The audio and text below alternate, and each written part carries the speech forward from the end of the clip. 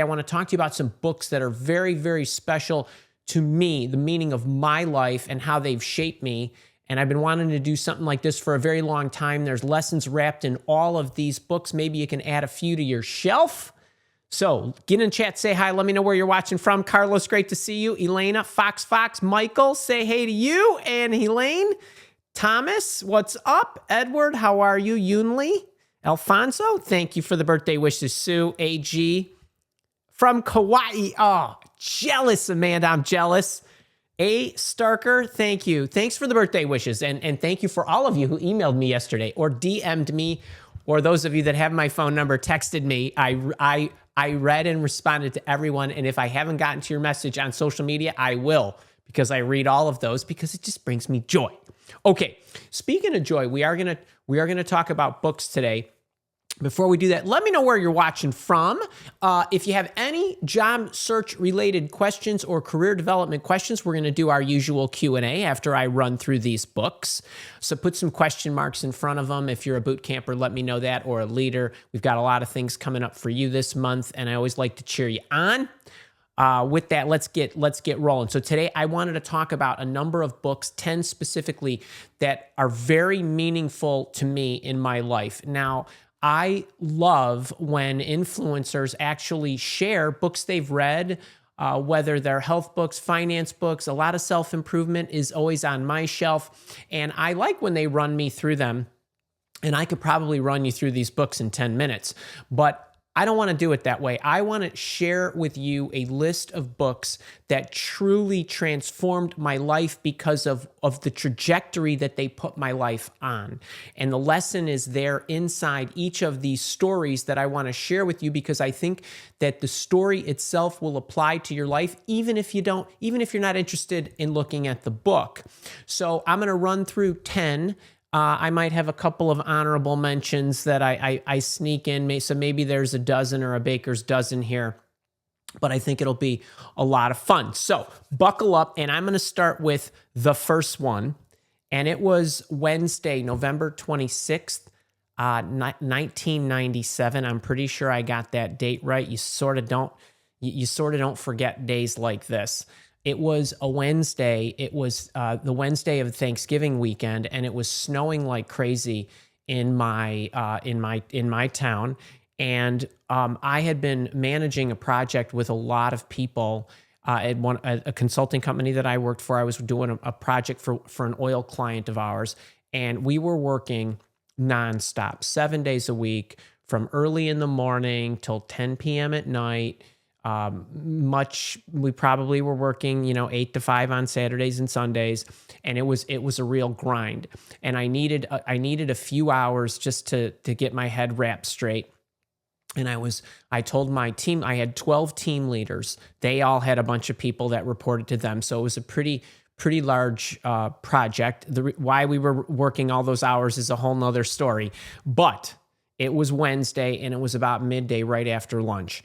And so I was in a Barnes and Noble in near where I lived at the time, and I was standing in line, and in line in front of me had to be no less than 15 people. Now I had my arms. My arms are they're not very big, but I had books in this arm and books in this arm, and I was probably using my hips to hold them. I got a stack of books because every night at 10 o'clock I would drive home. I would crawl into bed, and I would pull a book out, and I would read until I fell asleep, and I'd get up and I'd do the same thing the next evening after I worked a long day. So I'm standing in line with absolutely nowhere to go, but my impatient self at the time, I was 31, and I'm not as evolved as I am now. And I was huffing and puffing like, all these people are in my way. And, why are all these people here? I'm the only minutes that I have of free time of myself, and I was wound tighter than a top. And as I leaned over to see how many people were in line in front of me, there was this pile of books on the floor, stacked maybe, I don't know, yay high, maybe a few feet, but I didn't see it. I wasn't paying attention. And I'm like, what the hell are these books doing on the floor? And I knocked over the entire pile. So I put my books down on the floor. I bend over to clean up the pile, and it was Don't Sweat the Small Stuff, and It's All Small Stuff by the late, great Richard Carlson. I had never heard of him before. I didn't know what this book was, but I obviously wasn't going anywhere, so I pick the book up, and I start leafing through it, and then I start reading the titles of the chapters, and like, I need this book. So I put the copy on the pile. I ultimately made it to the checkout, got in the car, got home, read the whole book that afternoon, and then got back in my car, drove back to the Barnes & Noble and bought 12 copies for my team leaders. And I mean, we literally would have like book club, and then there was the flip charts and the calendar charts. And, they came out with things that look like, that look like this, and we bought all that stuff. And anyway, this really, while I had always appreciated self-help, I was learning more about myself and the areas that I really needed to improve. And so I think this book is what really, really got me to fall in love with self-help. So I absolutely love this book. And I've bought many more of his.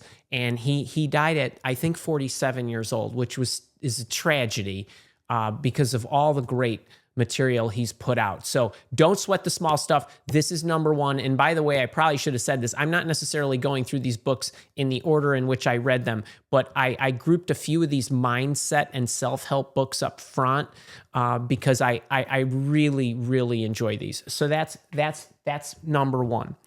The book that absolutely made me become a Wayne Dyer disciple, and this may very well be, if not the best book I've ever read, definitely one of the top 3 to 5. And it's called You'll See It When You Believe It. I've read this book no less, cover to cover, no less than 6 times or 7 times. And I've read pages 181 to 206 no less than probably 30 times. And there was a period, and I'll explain what those are. There was a period in 2022, I remember waking up every morning, meditating, and then the first thing that I did was I wiped off my calendar for my morning activities. I have a very regimented morning routine that works for me. But I changed it so that I could read those pages, and I read them every single day for 2 weeks. And those pages, while this book is really about the manifestation of your life and that what you want to come into your life, you need to literally see it first. You need to believe that it will be there. You need to have faith in making it happen. You need to work toward it. But what this book really, really did for me that I couldn't figure out and no other book could ever do until I saw this, was he talks about the 7 attachments that really cause suffering. And I want to spit them off really quickly so you understand what I mean. And his belief, Dr. Wayne Dyer's belief, is that you become attached to things, and that these attachments that you have physically or literally or spiritually or mentally or whatever are what cause your ruin. And so to rattle them off, you get attached to stuff, to people, to the past, maybe like your traditions, to your form, to the body, to your ideas and being right, to money, and to winning. And so those pages 181 to 206 really talk about these 7 attachments. There's no other book I've turned to more. And I looked at this book the other day, and there's a number of pages that are dog-eared. But what really brought a smile to my face is there's different color underlines and markers and highlights based on the year in which I read the book. I would always take it with me on vacation, especially if I was going somewhere sunny and was going to sit around in the sun. But anyway, this book to me, and I think I've read every book of his that I remember. My shelf is filled with his books. They're all fantastic, but this book to me is like it's top shelf, pun intended. I mean, it is really, really good. Now, one other author who also another self-help mindset book that I'm so disappointed he only wrote this one book, but Harvard professor Daniel Gilbert, I think it's Harvard, wrote this book called Stumbling on Happiness. Daniel Gilbert. It's an upside down bowl of cherries. And I'm pretty sure it's Harvard. But if not, forgive me. Mr. Gilbert, but this book is so unbelievably awesome. And the punchline or the main message in this book is that as you look out into the future, you will never be as happy or as sad as any event you would have imagined. That's basically the book in one line, although that wouldn't do it justice. It really helps you understand, those of you that have children, could you ever imagine a loss or a death? Or somebody who's married to imagine divorce? Or somebody who wants to get that promotion or earn $100,000 or a six-figure salary or a seven-figure salary or an eight-figure salary a year. You will never be as happy or as sad as you imagine. And the reason that you will never be as happy or as sad is because it is impossible to project your feelings into the future, because into the future will be a different you. You will have learned things, you will have loved things, you will have lost things, you will change the way you think about things, and you can never simulate what you will be like in the future when that happens. So why bother? But this book, much like the Dyer book, you'll see it when you believe it. These two are so near and dear to me, but also probably two of the top 5 books I've ever read for what I enjoy, right? And what I'm sharing with you today are all nonfiction books, but obviously, novels and those kind of things, I don't read them anymore. I did it at one point, but I'm so invested in my development that I spend my time reading. My reading is for pleasure, but it is always for education. So those are the first 3. Now, this next one is a really good book, and I was living in a condominium between 2004 and 2017, and in 2007. Toward the end of the year, I believe it was December, I walked down into my foyer area to get my mail. I was taking a break, gonna stretch, so I go down the stairs, and in the kind of the main mezzanine level was my mailbox, but on the floor there was this book, Made to Stick, and it's written by Chip and Dan Heath. Now, if you are in sales or marketing or any kind of storytelling or social or whatever, and you have not read this book, you are behind. Consider yourself behind. It is a phenomenal book with the tagline, "Why Some Ideas Survive and Others Die." Now, how this changed my life. When I read this book, I got this book from a friend of mine who's since passed on. It says, "Andy, here's to continued success, business and personal, Mike Christie, December 2007. And so he gave me this book, and a great man and a great entrepreneur. I'm just going to apologize in advance for the waterworks. I'm never going to make it through this without getting choked up. So he gives me this book, and business owner, run a real estate development company. So the main thrust of the book is about why some ideas and stories survive and become memorable. And the Heath brothers had a methodology that was 6 stages that showed you the characteristics of stories that stick. They are simple, unexpected. There's a concreteness to them. They're credible, emotional, and then they're wrapped in a story. So this book in and of itself is a dang good book. And I wouldn't call it one of the top 10 books I ever read, but it's a masterful piece of work. But the reason that this book is important to me is because I took this little note. This is a dog of mine since passed. Ridge was my dog at the time. So I had this Ridge notes pad on my desk. So as I got done reading the book, I reached for this note, and I said, as I coach my job candidates for their interviews as an executive recruiter, I would prep the job candidates for their interviews.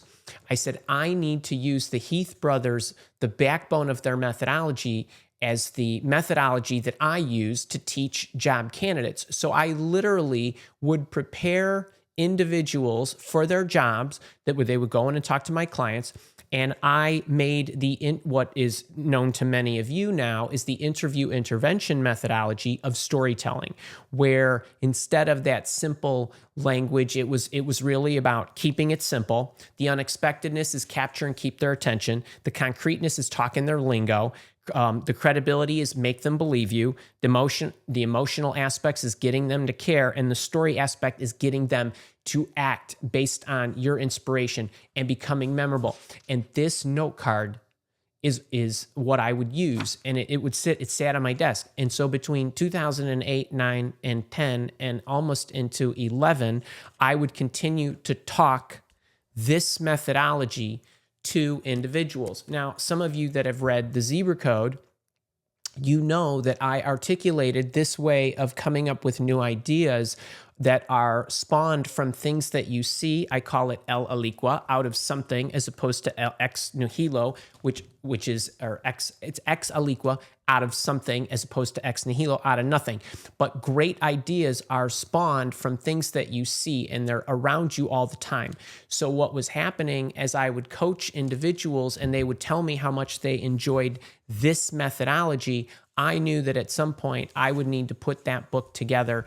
And although interview intervention was not the first book that I wanted to write, it seemed like the thing to do, especially during this time. Now, any of you that are old enough to remember what the end of 2007, 8, 9, 10, 11 were like, for any of you that think that this is a tough employment market, I want you to imagine an employment market that was a total meltdown, where I had reached out. I went out online and posted an ad for a personal assistant, a job that would be likely $10 to $12 an hour. I received 503 applications, and I was getting people with bachelor's, master's, PhDs, probably people earning $200,000, $300,000 a year that wanted to take a $10 job to be my assistant. And that's how bad the employment market was. Now, as an executive recruiter at the time, we didn't fall off. We made some smart moves. We kept grinding, but I still absorbed the emotion of the people that I coach and train and recruit and all of that. So I was going through some personal things in my life. I had gone through a breakup in 2010 of a 14-year relationship. I had just gone through another breakup of a year relationship in 2011. And I realized toward the end of the year that I needed to do something differently. And I thought, if I could write a book, and even if it would help me to, number one, do something different. Number two, I don't know where this is going to go. I don't know anything about the publishing industry, but I do know that if I can package this up, at a minimum, I could give the book or the ebook to my job candidates and have them read what I've been sharing with them verbally. That would take me like an hour to prep them. So interview intervention, number 5, between Friday, Thanksgiving of 2011, and I started writing, and I wrote each morning for the next 5 weeks. And then on January 2nd, the book was done. So it basically took 5 weeks to package up this book that now many of you, not to mention another 250,000 people or more somewhere in the world, have a format of this book, whether it's an ebook or a paperback or a hardcover. And this book really, it truly changed the trajectory of my career, because it was the first piece that put me on the path, not just to helping more people, but really becoming a trainer in this format. And so when a lot of you look at things in your life and you don't necessarily think anything of it, I have this story and another story that is really, really going to change the way you think about everything that goes on around you. The world, the universe is sending you signals day in and day out. History is calling you, but are you paying attention? And so you got to be looking for the signs. You got to be looking. And when you get in a grind and everything that you're doing seems to not be working, or you're not making progress, or nothing is changing, or you're not catching that break you want, you got to change your pattern. You got to change your pattern. And while at the time my business was going pretty well, I was definitely not in the right frequency with my universe. And so this book and writing this book really got me out of that. And so this combo is incredibly special to me. Number one, this book gave me the ideas that then were implanted here, and they have evolved since. But it's helped a lot of people. And so I know that a lot of you have this, and we still to this day, we give this book away for free for if you kick in a few bucks for materials and handling. So that rounds out the top 5. Now, there's another book that I have a similar story. In 2013, in August, I had given a speech to about somewhere between 300 and 400 collegiate students. They were scholarship students that were given these scholarships by the Western Golf Association. And they were having a career day, and I was invited to be the keynote speaker. And so without going into a lot of details about this, I had been contacted by the project manager who was running the event. She said, Andy, we're really looking for somebody who will inspire these kids. We want you to speak on leadership for life, setting and accomplishing your goals. That was the topic. And I thought to myself, well, A, I don't really have any goals, and B, what the hey am I going to tell these 18 to 22-year-olds when much of what they're focused on right now is schooling, and I don't really want to talk to them about how to get through school or something that's going to be super short-lived. So I thought about it, and for about an hour a day for a week, I basically penned a talk that I gave them. The talk was 47 minutes. It was about how to get everything you want out of life and have fun doing it. So I wanted to make them something that was ageless, it was timeless, it was genderless, professionless. It didn't make any difference. It would transcend all of that. And so I gave that speech in August of 2013. A handful of months later, I was having lunch with Jim Vasilopoulos. Some of you may know Jim from the Leadership Podcast. He's also done some guest appearances on my podcast, and he wrote a book called Clarity. He and I would get together about once a quarter. We would just, because we're friends, we would talk about life, love, work, whatever's going on. And he asked me what I was doing, and I had just some things that were special that I had done over the quarter that since I hadn't seen him. And I told him about this speech. And then he'd asked me what the topic was and what the format was. And then he asked me whether I had ever heard of This Is Water. I said, I haven't heard of This Is Water. He said, well, do you know who David Foster Wallace is? And I said, I did the Infinite Jest Guy. The book's like 1,000 pages. Colorful, creative guy, very smart. He said, yeah, he gave a speech to Kenyon College in 2005. This was before he killed himself. And it was a very inspiring speech. It sounds like what you gave was a lot like what he gave. And so he said, I'll tell you what, I'll send you this video, this YouTube clip. It's about 10 minutes. Some advertising agency took a portion of his speech and made a montage of, kind of B-roll of it to the audio. So he sent me the link to the YouTube video. I absolutely loved it. I ended up buying the book as an ebook. I read the book and I loved it, and I wanted to physically see the book. So This Is Water. You may or may not be able to see this simple book, but this book is not only is it an amazing piece of work, it's epic. It is truly transformative because he gives this speech, which was probably 20 minutes, and it's about not how to think, but that you have a choice what to think about. And much like the Dyer book, I've probably read this book 36 times. I've listened to the audio 36 times. It is so important for us to understand how to turn off our automated way of thinking, to get out of ourselves and realize that we are not necessarily the center of the universe, even though we process the world that way. But the way in which he explains it is so amazing that I got it, I read it, and then I looked at it and I said to myself, this is a great format. So why don't I turn the speech that I gave into a book? And so my friend Laura said to me, well, they gave you, they had the audio on their website. So we downloaded the audio. She put her earbuds in. She typed it all out for me. And this book, Out of Reach But in Sight, Using Goals to Achieve Your Impossible, is the 47-minute speech that I gave to the Western Golf Association. Every month, I get the royalties from the Amazon. I self-published this. All I cared about was wrapping it in a book. I ordered 150 copies of the book, and I took them to the country club that I belonged at the time, and I gave them to the caddies, which are the students that become eligible to get these scholarships. So all the caddies got a signed copy from me. I literally signed them all for them individually, and it just.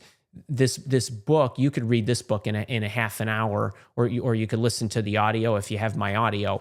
But anyway, the same kind of thing. The idea that my friend planted in my brain, that then I looked at this book, and not only is this book just incredibly amazing, but it also gave me the idea to just package up the speech. I used Amazon at the time. The Amazon had this self-publishing platform that you could use called Create Space. I got my cousin. We threw a cover together, and the book sells every month. And it's light reading, and it's more of a motivational than a how-to book. But this book also became a course called the Goal Setting Masterclass that's even more detailed. But anyway, this is the book that really did that for me. Next, I want to switch gears to money.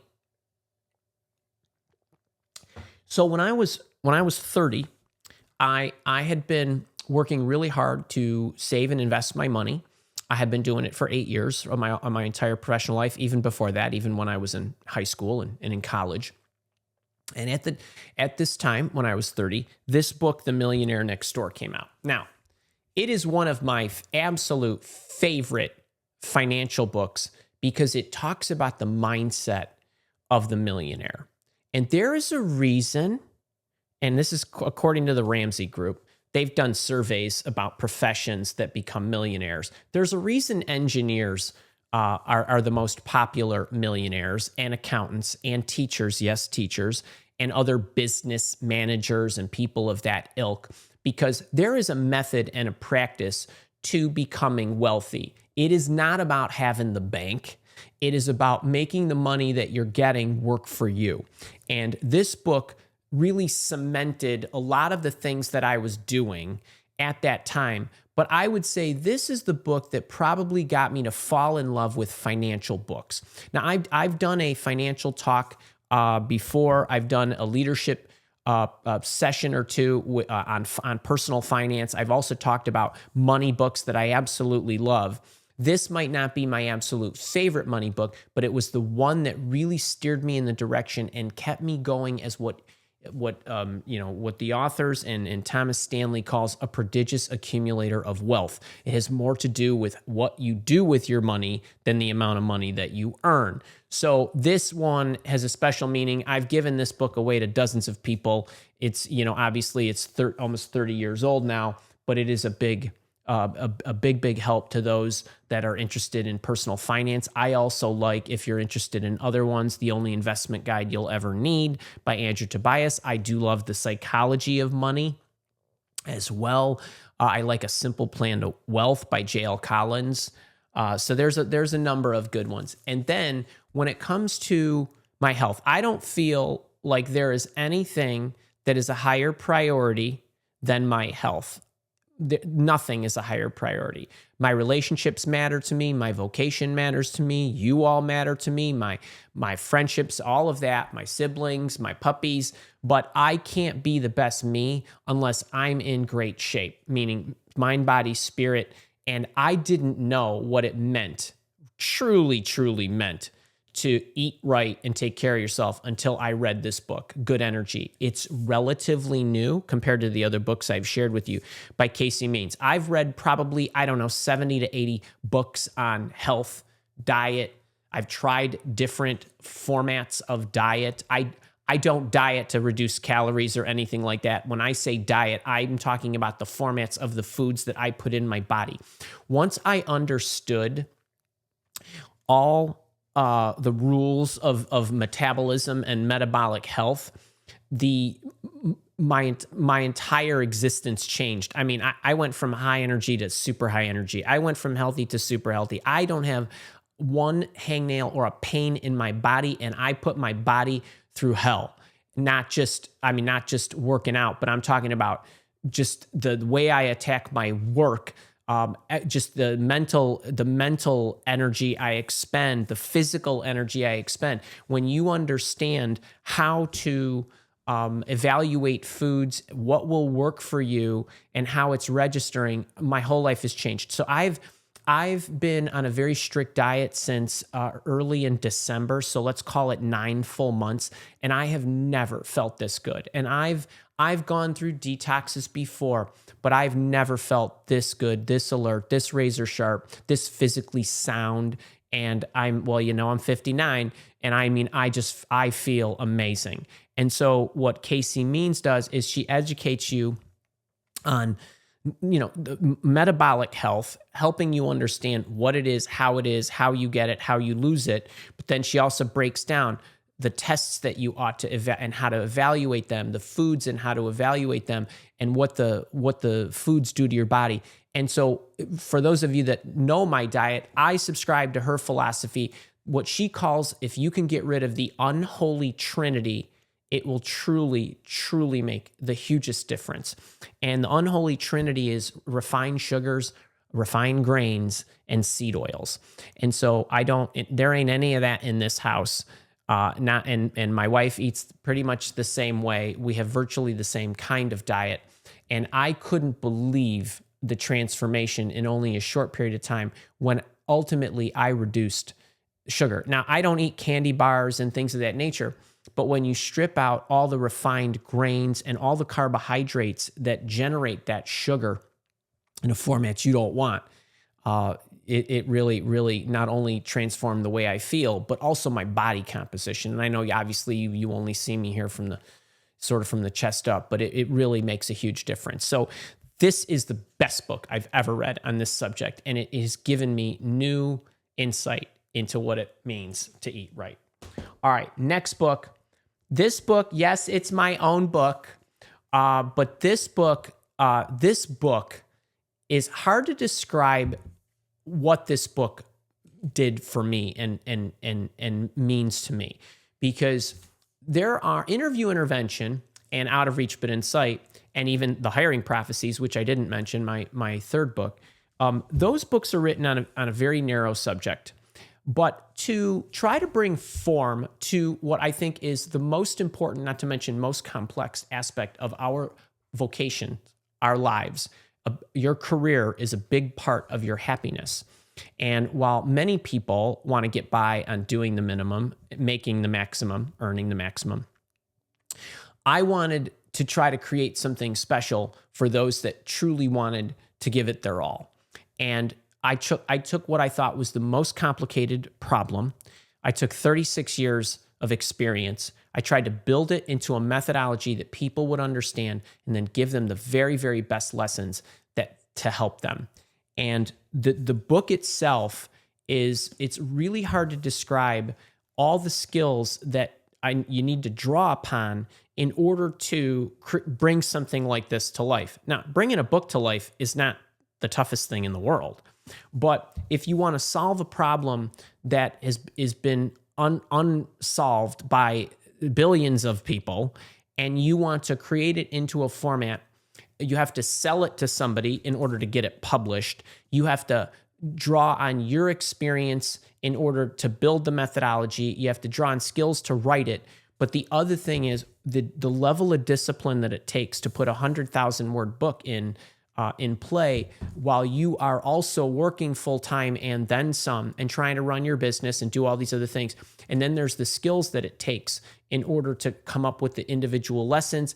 There's the discipline it takes to show up every day in the darkness, in the private time where it is dead freaking silent, where you are driven by a level of discipline that nobody could ever see or imagine, and what you do to call upon yourself to show up when no one's watching, and then to record the audio, and then to try to market it, and all of those things, and then continue to help people understand how it'll change their lives. It draws a lot out of you.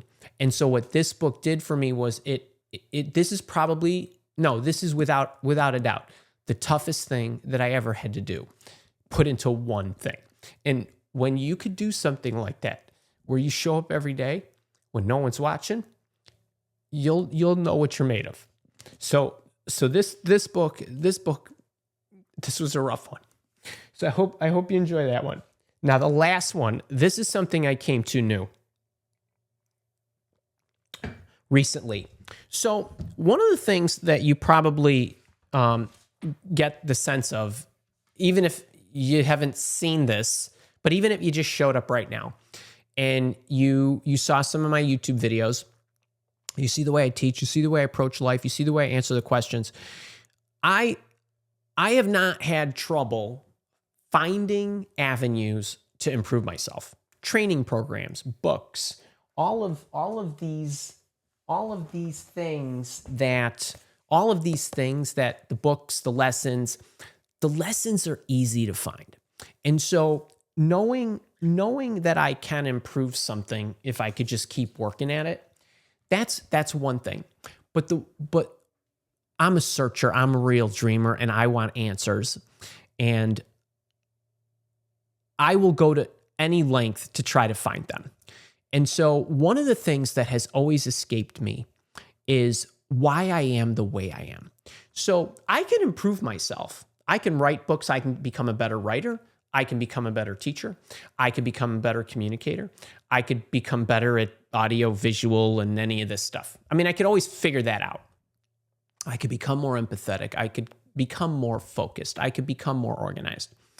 But I couldn't figure out why I am the way I am, and I was looking for answers. And so I discovered this book by Michael Newton called Journey of Souls. It's lives, I don't know if you can see it, case studies of lives between lives. Now, I'm not going to tell you what to think, what to feel. I was raised Catholic and always taught certain things about the afterlife. But I'm very open-minded, and I do pride myself on being open-minded, because if you're open-minded, not only are you a lot less stressed, but you are also able to take in information and evaluate different perspectives. So you'll have better perspective, you'll have more wisdom. And so my wife and I were talking, and she said, "Have you ever heard of this book?" And she said, "I'll buy it for you." I said, "Okay, great." So she bought it for me, and I read it. And Michael Newton is a therapist who didn't believe in reincarnation, didn't believe in having multiple lives. He thought it was a bunch of hogwash. He said, but he started to see this pattern of people he was trying to help as a therapist through this regression therapy, and that these people were coming up with the same stories, that after they died, there was a certain process they went through. I won't go into all the details, but the punchline of the book is that we have lived many lives. And he describes what happens with your soul, and he describes the process of being reincarnated, and all of the things that are associated with how souls are managed, how they live, what they think, how they are, and that we as incarnated humans are basically, these are my words, maybe not his, but like a vessel for your soul. And that your soul is very, very interested in evolution. And that he went so far as to say that your soul even chooses the life that you are living now. There's a soul contract and so on. Now, I'm not saying you need to believe this, and I'm not saying that I believe 100% of all of this, but I am greatly interested in why I am the way I am, and maybe what my soul is trying to work on through this life. And so I'm learning more and more about it, but this has really opened my mind to the afterlife. And I will tell you that, and my wife has gone through past life regression therapy. I have had a session of past life regression therapy. It is greatly interesting. It is very intense. But it is and I'm sure that a lot of people will think it's hogwash, and that's okay. I'm just sharing with you that I'm open-minded enough to look at this and who knows? My Uncle Frank used to say to me, Andy, if the heaven and hell thing, if there is no God, that's fine. But, isn't it better that you're a good person just in case there is? I don't know, where my soul is going to go after this life, or if I've, lived many lives. I don't know any of that. But what I do know is I'm open-minded enough to look for the information to help me see, is there something possible that I could learn that might help me understand why I am the way I am. I don't know why that is. I just wanted to share that with you. The book itself, it did take me a number of sittings to get through it. And the first half isn't nearly as good as the last half, but I stuck with it because I was greatly interested in the information. He goes through 29 case studies. There is a lot of information.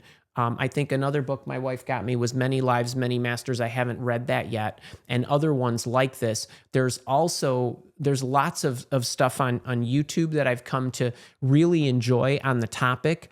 And it's really taught me a lot about why I could be the way that I am. But it's just more information for me to become a better person, to fulfill my mission in life, my purpose. Why am I so driven to want to teach you and help you? It's uncommon. I don't know where it comes from. No one around me is like this, and no one in my family is like this. So it's rare. So I'm always looking. So anyway, this was number 10. Just kind of going backwards. The zebra code was very meaningful. You want to be healthy, and don't yell at me if you start taking stuff out of your diet that you love. The Millionaire Next Door for the finances. Obviously, This is Water this is one of my this is definitely one of my top 5 books. And then obviously it helped me spawn my little goal setting book. Let's see what else going backwards. Interview Intervention. I hope you have this one. Made to Stick is really great if you're telling any kind of stories in your life. Daniel Gilbert. This book is mind-blowing and fascinating, as is the Dyer book. You'll see it when you believe it. And then Don't Sweat the Small Stuff. So those are my 10, or maybe there was a couple extras in there.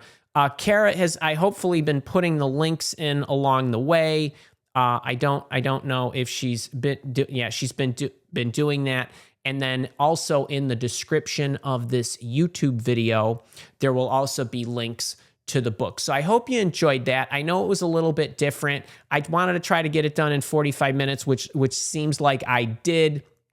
So I hope you enjoyed that. Maybe add a book or two to your library or your shelf. And just really, I hope you have fun with reading. One thing that I will say, I'm actually reading this book right now, Stolen Focus, by Johann Hari. I think it's Johann Hari.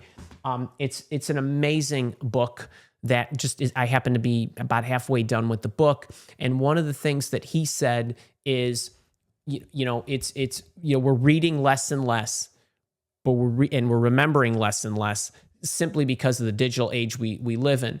But that people that actually read physical books retain so much more information, like 20 or 30 or 40% more information than those that read on digital devices, because of a number of things. Because when we're reading on a digital device, we have a tendency to want to scan for the highlights. There's a number of other things. But anyway, I'm all about making sure that I'm managing my attention. We don't manage time, we manage attention. And so I'm always looking for ways to better do that. So that's what I happen to be reading right now. I love that book too, so maybe put that one on the pile. But I do hope you enjoyed it. If you did like this, please click the thumbs up button. Share it with people who are book lovers. Like I said, add a few to your own pile. If you're here with me live, we're going to the chat. If you're watching on a recording, I'll see you next week.